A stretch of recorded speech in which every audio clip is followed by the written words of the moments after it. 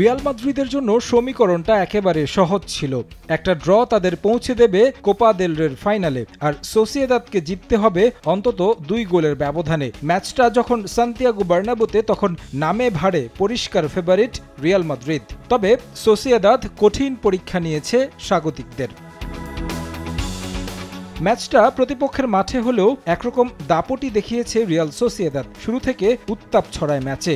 শুরুতে লিড নিয়ে প্রত্যাবর্তনের আভাস দেয় সফরকারীরা। 16 মিনিটে গোল করেন বারেনেচিয়া। স্তব্ধতা নেমে আসে গোটা বার্নাব্যু জুড়ে।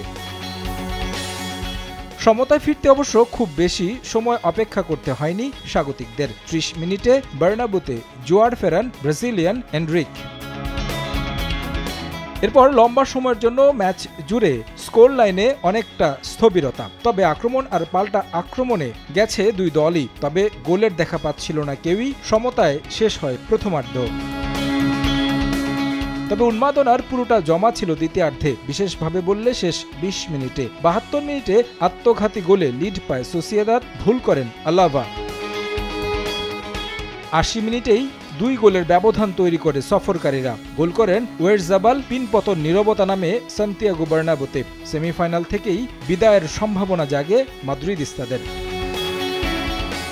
তবে প্রত্যাবর্তন কিভাবে করতে হয় জানা আছে রিয়াল মাদ্রিদের। 2 মিনিট পরই ব্যবধান 3-2 করেন বেলিংহাম। 4 মিনিটের ব্যবধানে আবারও গোল পায় স্বাগতিকরা। প্রাণ ফেরে বার্নাব্যুতে। চুয়ামিনির গোলে স্কোর হয় 3-3।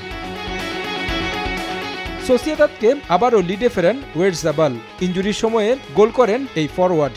2 লেগ মিলিয়ে সমতা স্কোর লাইনে। ম্যাচ গড়ায় অতিরিক্ত সময়ে, সেখানেই আর পেরে ওঠেনি সোসিয়েদাদ। 115 মিনিটে রুডিগারের গোলে ড্র করে লস ব্লাঙ্কোস। 2 লেগ মিলিয়ে 5-4 ব্যবধানে এগিয়ে থেকে ফাইনালের টিকিট নিশ্চিত করে রিয়াল মাদ্রিদ।